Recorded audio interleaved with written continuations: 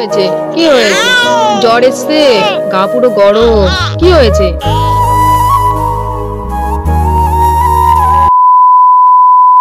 মাম্মাম good morning. আমার টাকু মাম্মাম গুড মর্নিং। আর টাকু মাম্মামে দেখো কত খেলনা, চারোদিকে খেলনা রয়েছে। এই খরগোশ রয়েছে, ওর মানি এনেছে কালকে মেলা থেকে। এই ডগটা এনেছে ওর পাপা, এটা এনেছে ওর দিদুন। চারোদিকে খেলনা দিয়ে মাম্মাম খেলা করছে। আর আজকে মাম্মামের হবে ভ্যাকসিন, আবার কান্নাকাটি করবে। দুটো দেবে পায়ে, একটা দেবে হাতে। মাম্মা একটু পরেই মাম্মাকে ভ্যাকসিন দিতে নিয়ে যাব। এইদিকে এইদিকে, ও পুতুলটার দিকে তাকিয়ে রয়েছে, দেখো ও পুতুলটার দিকেই তাকিয়ে রয়েছে। কি বলছে পুতুলটাকে? কি বলছে? বলছে যে আজকে ভ্যাকসিন দিতে যাবে মাম্মাম, আবার জ্বর আসবে। এই বাবা কাপড়টা পুরো মুখে দিয়ে দিচ্ছে, আবার খ্যান খ্যান করবে মাম্মাম, তাই না মাম্মা? আর মাম্মাম টাকু হয়ে মানে খুব শান্তি পাচ্ছে, তাই না? এত গরম। এদিকে তাকাও, সবাইকে বলে দাও গুড মর্নিং, বলে দাও। ও পুতুলটার দিকে যে কি দেখছে। মাম্মাম সবাইকে বলে দাও গুড মর্নিং, বলে দাও গুড মর্নিং গুড মর্নিং। ও পা উঁচু করে খেলছে, যে হাত পা ছড়িয়ে। ওরে বাবা, বলে ব্যায়াম করছে। সকালবেলা উঠে মাম্মা ব্যায়াম করছে। হ্যাঁ ব্যায়াম করছে তুমি মাম্মা, মাম্মা ব্যায়াম করছে। তোমার ভালো লাগছে টাকু হয়ে? আমার টাকু মাম্মামটা, এ টাকু মাম্মামটা পাপার সামনে বললে পাপা বকে। টাকু কেন বলছো গো আমার সোনামাকে? টাকু কেন বলছো? ঘুম থেকে উঠতে হবে, চলো রেডি হতে হবে। 10টা বাজে, 11টার সময় যাবো আমরা ভ্যাকসিনে। আবার ভ্যাকসিন দেবে। হ্যাঁ ঠান্ডা লেগে গেছে। ওরে বাবা ঠান্ডা লেগে গেছে মেয়েটার। সেদিন 3 ঘন্টা ধরে মাথাটাকে পুরো ন্যাড়া করা হয়েছে না, ওই কারণে ঠান্ডাটা লেগে গেছে।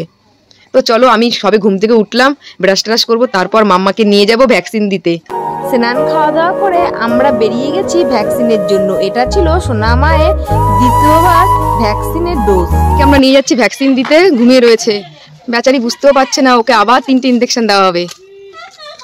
বলি বাবা ঘুম, কি ঘুম, ঘুমিয়ে রয়েছে সানবি। আগের বার যখন ভ্যাকসিনটা দিয়েছিলাম সোনামায়ের কিন্তু জ্বর এসছে। জানি না এবার ভ্যাকসিন দিলে জ্বর আসবে কিনা।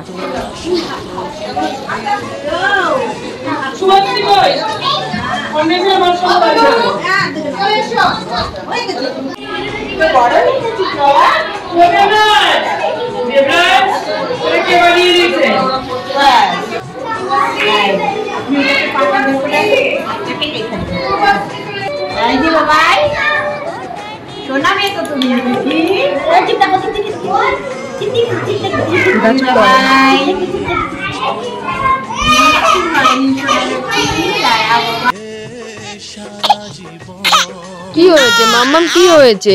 কি হয়েছে? জ্বর এসছে, গা পুরো গরম, কি হয়েছে? হ্যাঁ কষ্ট হচ্ছে, কষ্ট হচ্ছে, হ্যাঁ কষ্ট হচ্ছে। ভ্যাকসিন দেওয়ার পর সোনামায়ের কিন্তু 2 দিন জ্বর ছিল, জ্বরটা কিন্তু কমতেই চাইছিল না। পরের দিন ছিল আমাদের পাচন ভাত। পাচন ভাতের জন্য মা সব সবজিগুলোকে কেটে নিয়েছে। আর ওইদিকে তো সোনামায়ের জ্বর এখনো কমেনি। আমরা সবাই সোনামায়ের কাছেই রয়েছি, তবুও পাচন ভাত বলে কথা, বছরের শেষে এটা করতে হয়। আর সব রকমের সবজি দিয়ে কিন্তু পাচন ভাত করা হয়, খেতে কিন্তু খুবই সুন্দর লাগে। আর এই নিয়মটা শুধু আমার বাপের বাড়িতেই রয়েছে, শ্বশুর বাড়িতে এই পাচন ভাতের কোনো নিয়মই নেই। खत्म, बाय बाय, टाटा, गुड बाय, गया।